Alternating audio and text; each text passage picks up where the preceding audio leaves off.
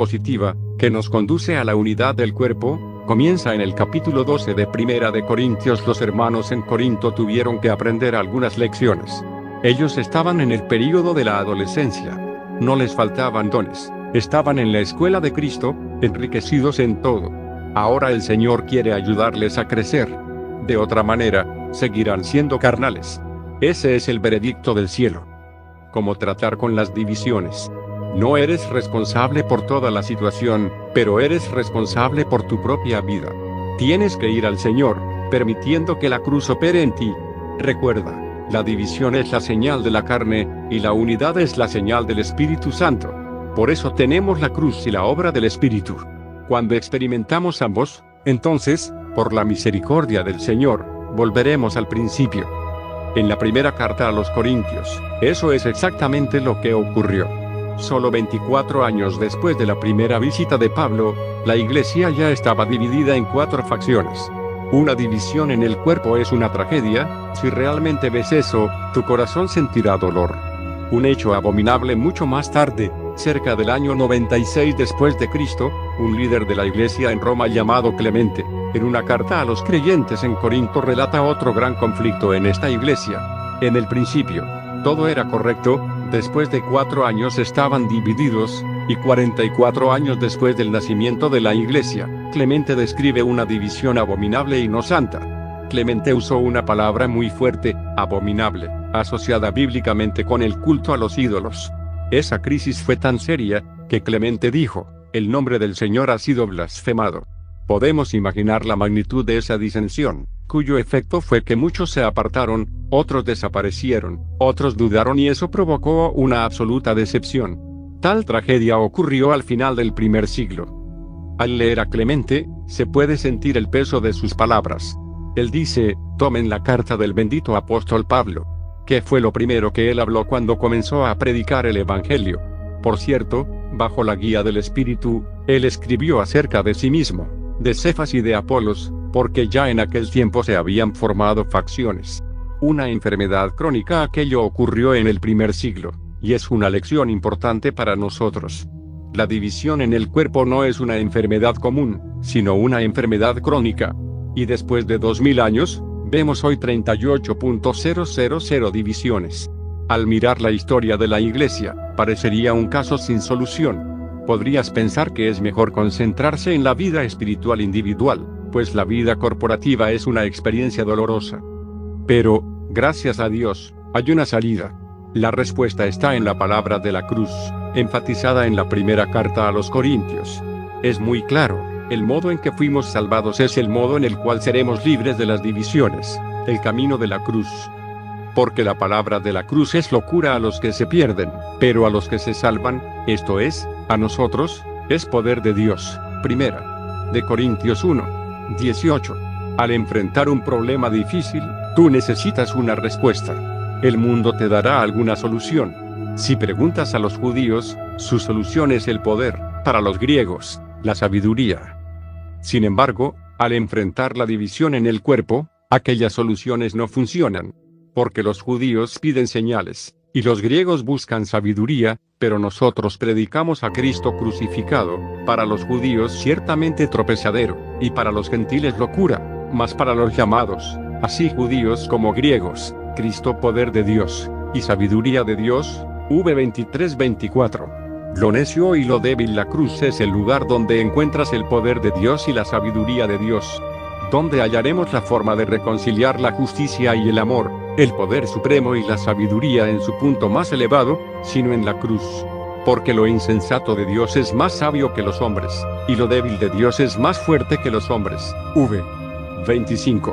Esta es la palabra de la cruz. La cruz fue un hecho histórico. La Biblia llama a eso la palabra de la cruz. Pero, ¿cuál es su aplicación? Hay 2 aspectos. 1. Acerca de la salvación. Solo cuando eres necio, cuando eres débil, puedes creer en el Señor Jesucristo y ser salvo. Si te crees sabio, no necesitas salvación. Si reconoces tu falta de sabiduría, entonces el Espíritu Santo toca tu corazón. Lo necio del mundo escogió Dios, para avergonzar a los sabios. Y lo débil del mundo escogió Dios, para avergonzar a lo fuerte. V 27. Esa es la palabra de la cruz. Una frase clave: mas por él estáis vosotros en Cristo Jesús, el cual nos ha sido hecho por Dios sabiduría, justificación, santificación y redención, para que, como está escrito, el que se gloría, gloríese en el Señor. V. 30:31. Solo al venir a la cruz tenemos sabiduría, justicia, santificación y redención. Así fuimos salvos. Para resolver el problema de las divisiones, Dios hace exactamente lo mismo. La forma en que fuiste salvo es la misma en que serás liberado de las divisiones. Nadie se engañe a sí mismo. Si alguno entre vosotros se cree sabio en este siglo, hágase ignorante, para que llegue a ser sabio. 1 Cor. 3:18. Si creemos ser sabios, el Espíritu Santo obrará para que veamos nuestra necedad, y al recibir la comunión de la cruz, entonces tendremos la sabiduría de Dios. Porque la sabiduría de este mundo es insensatez para con Dios, pues escrito está: Él prende a los sabios en la astucia de ellos.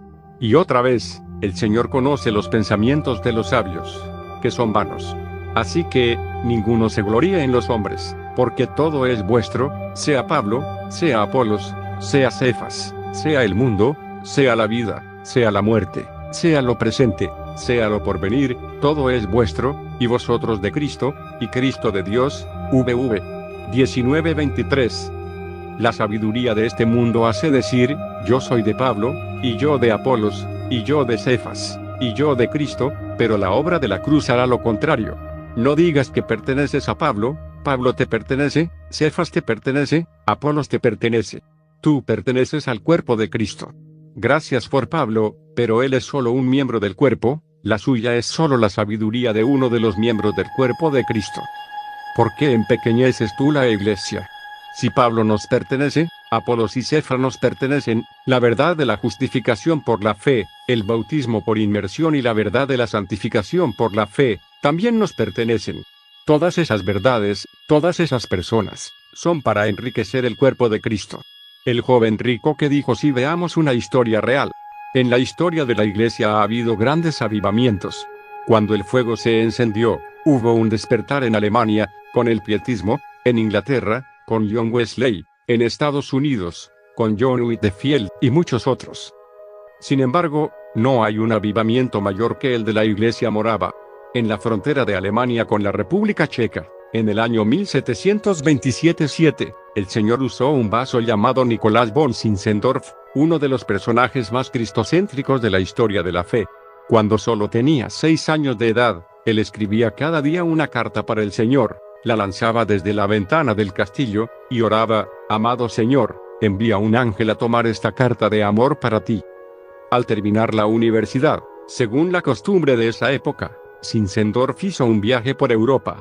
Un día llegó a Düsseldorf, Alemania, entró a un museo de arte, y vio un retrato de Cristo sufriente llamado Ecce Homo, con una inscripción en latín en su borde inferior: esto sufrí yo por ti. ¿Qué harás tú por mí? Zinzendorf era un conde, un noble, como aquel joven rico en la Biblia, pero a diferencia de aquel que dijo no al Señor, en aquella galería, este joven dijo sí. Olvidándose de todo lo demás, él se consagró al Señor. Solo cuando alguien tocó su hombro, se dio cuenta que ya anochecía. Disensiones en Erfurt. En esa época había muchos refugiados provenientes de Moravia, Bohemia y otros lugares. El corazón de Zinzendorf se abrió, él tenía grandes posesiones, y dispuso para ellos un lugar al que llamó Erfurt. Un hermano llamado Christian David viajaba entre Moravia y Erfurt, trayendo refugiados allí. Los hermanos moravos habían visto la luz un siglo antes de Lutero. Ellos seguían fielmente la palabra, y habían sido perseguidos y expulsados de su patria.